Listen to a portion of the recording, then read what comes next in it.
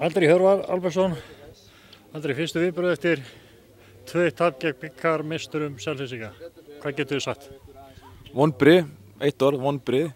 Við ætlum að koma hér og gefa þeim hörkuleik og vinna þessa bikarmeistara. Þetta er leikur um 3. sæti og við ætlum klárlega að sýna það hér að við ætlum að skilja að vera í 3. sætinu en svona er boltinn.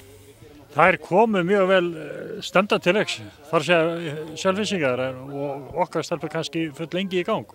Já, við vorum í smá basli í fyrri hálfleik, við vorum ekki nógu nálægt mönnum og þær fengu svona ákveðin tíma á boltanum sem við vildum ekki augljóslega að þær hefðu og svo erum við að gefa svona örlega sendinga frá okkur og fáum í bakið einföld mörk á okkur, þannig að við svona búum til brekku bara sjálfar og svona það virðist vera þannig að við ætlum að klífa þessa brekku í seinni hálfleik en því miður þá fellur það ekki fyrir okkur.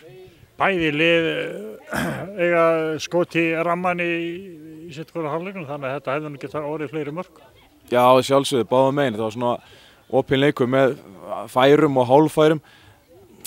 Þetta er búið að vera svona hjá okkur í sumar að færin sem við fengið, það hefði ekki orðið að mörkum, og því miður þá var þetta enn eitt leikurinn svoleiðis. Það þýðir ekkert að greina þetta og lengi lífi heldur að forma næsti leikur?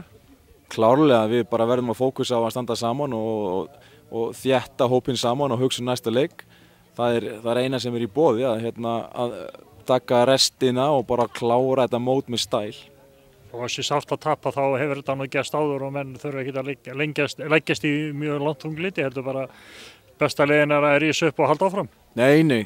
Þessar stelpur hafa nú verið það lengi í bransanum að þær þekkja það alveg. Eitt tapleikur þýðir ekkert endilega eitthvað að við séum að græða okkur í einhverja hólu. Við bara mætum sterkari næsta leik og ætlum okkur 3 stig þar. Andri, gangi ykkur vel. Takk.